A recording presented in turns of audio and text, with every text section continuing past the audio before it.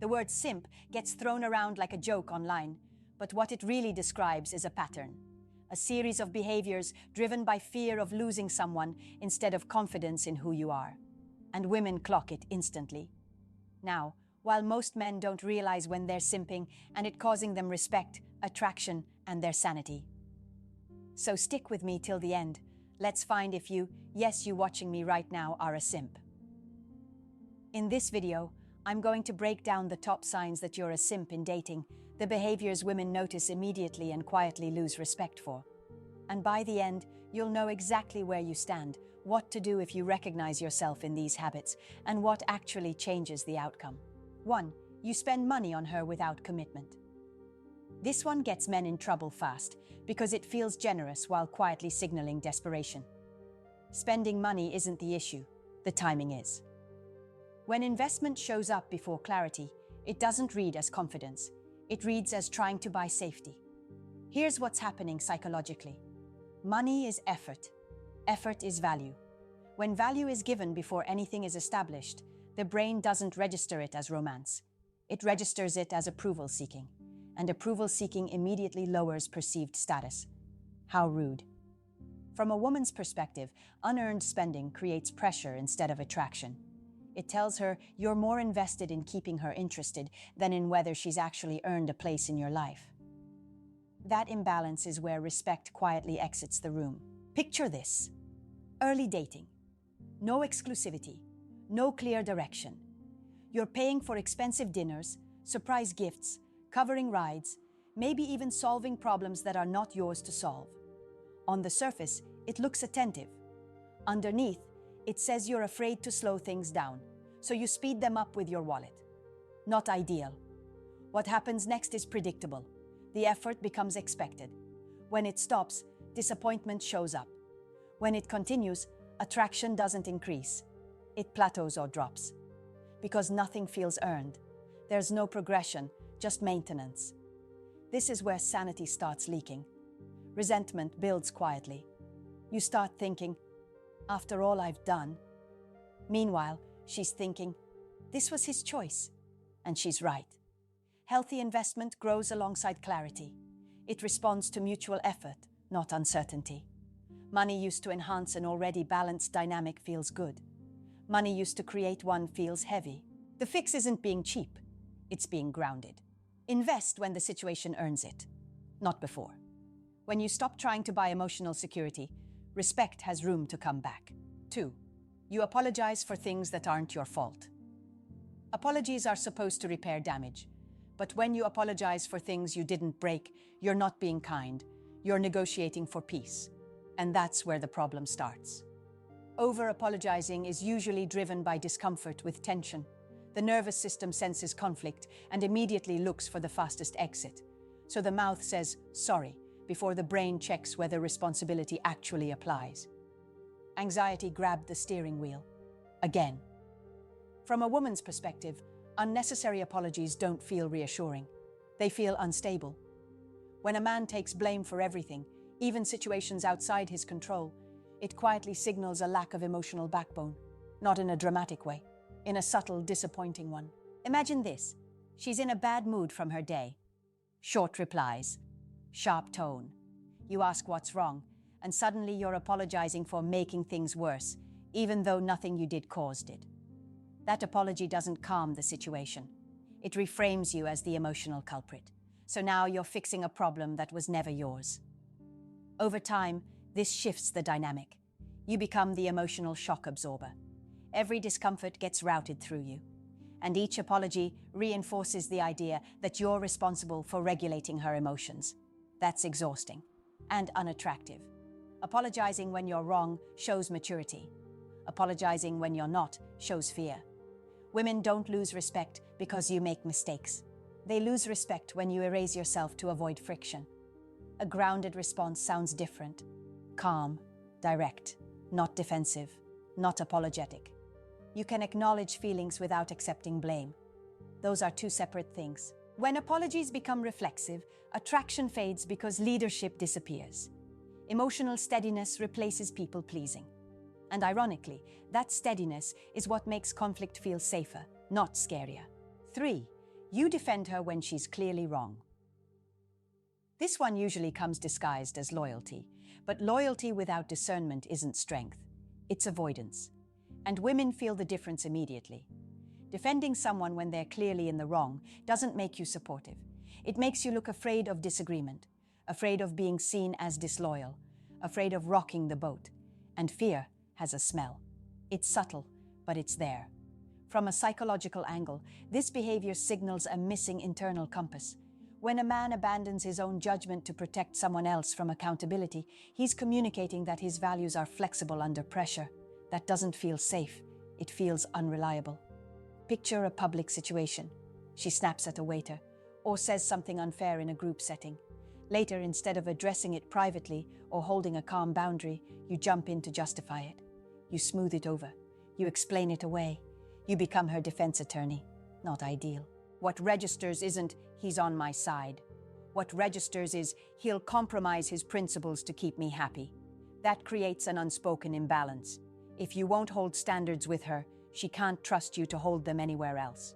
Real respect grows when a man can disagree without hostility and hold someone accountable without humiliation. That balance shows strength. Blind defense shows dependency. There's also a long-term cost. Resentment. Every time you swallow your perspective to avoid friction, it stacks. Eventually it leaks out as passive aggression, distance, or emotional shutdown. And when that happens, nobody wins. Being grounded means choosing honesty over harmony when it matters. Calmly, privately, without ego, without drama. Women don't lose attraction because a man disagrees. They lose it when he disappears in order to agree. 4. You chase harder when she pulls away. This is where a lot of men completely lose the plot. She gets distant, replies slow down, energy drops, and instead of pausing, observing, or regulating emotion, pursuit goes into overdrive. More texts, longer messages, extra reassurance. Suddenly he's trying to CPR a connection that hasn't technically flatlined, but definitely needs space. Not ideal. Psychologically, this is an anxious attachment response. The nervous system interprets distance as danger, so it demands action. Any action.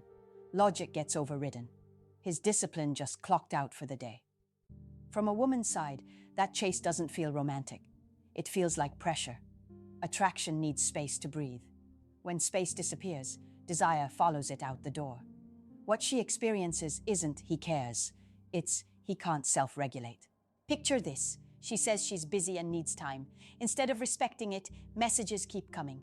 Just checking in, just making sure everything's okay, just one more thought. Each one feels small to him. Together, they feel overwhelming to her.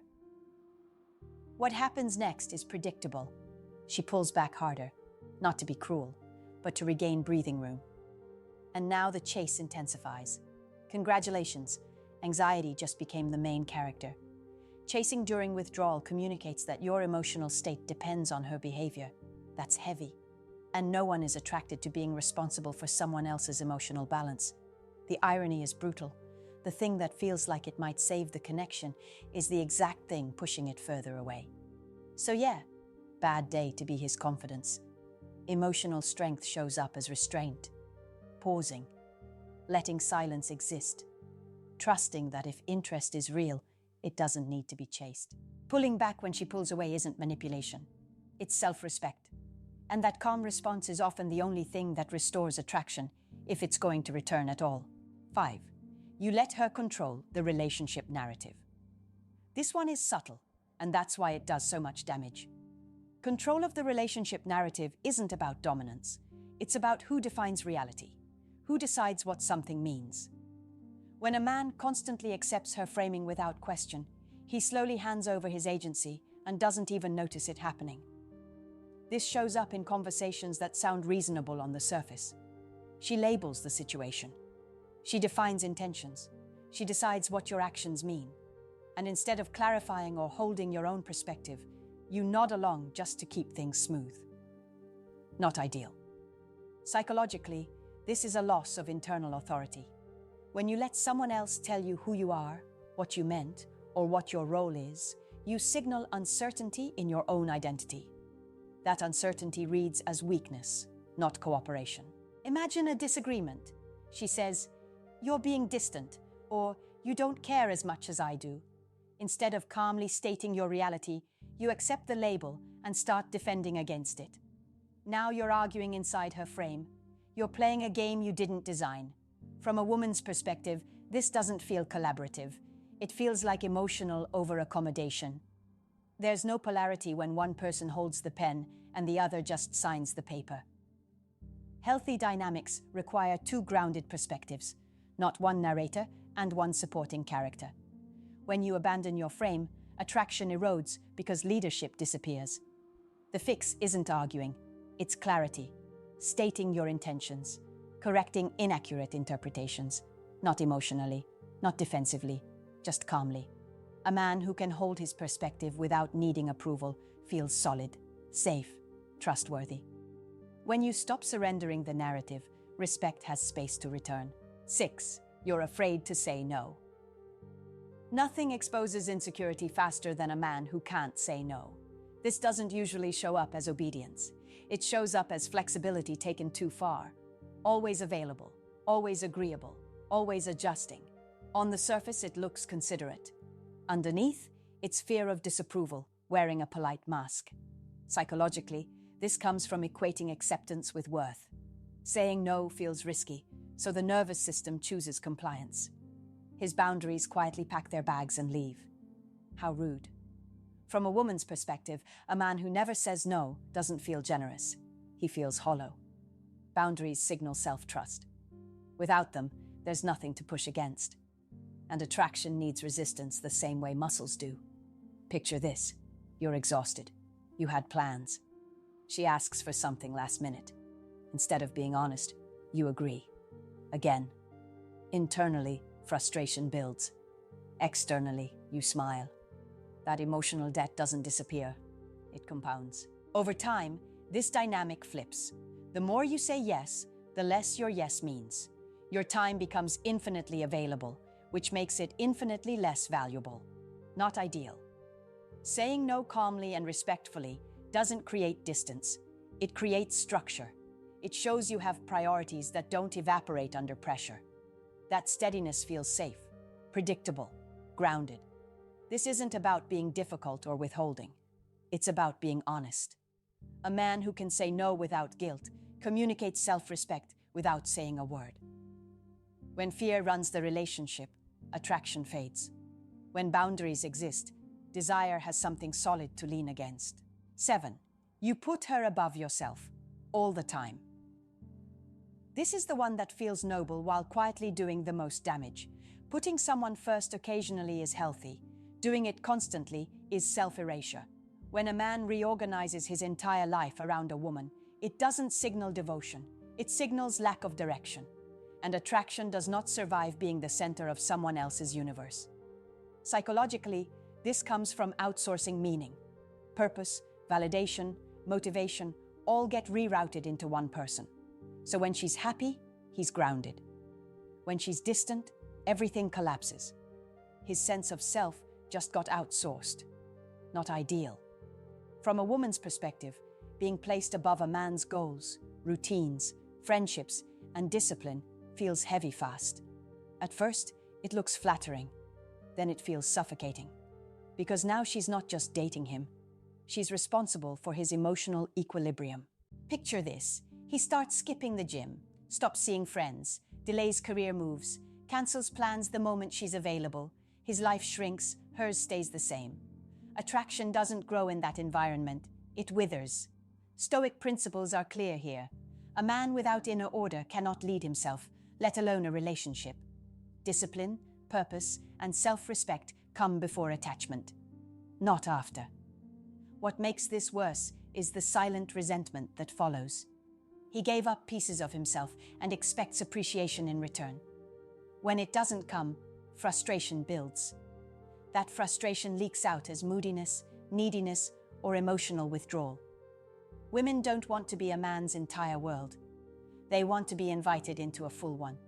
When you prioritize your life, your mission, and your standards, time spent together feels intentional instead of obligatory.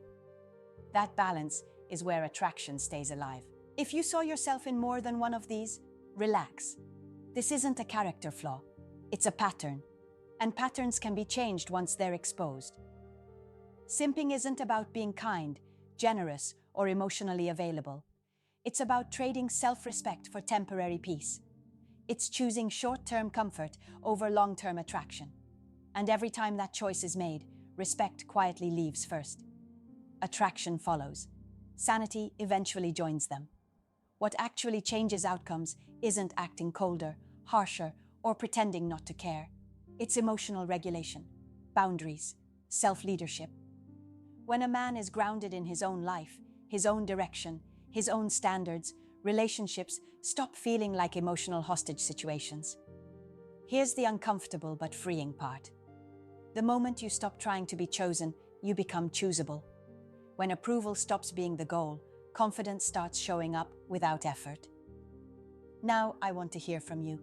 Which one hit hardest? Which habit did you recognize immediately?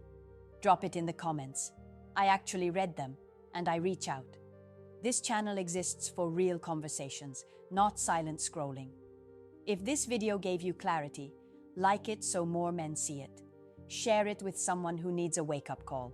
And most importantly, subscribe to the channel so you don't miss what's coming next. That part is non-negotiable. Because the next video breaks down what replaces these habits and why it completely changes how women respond to you.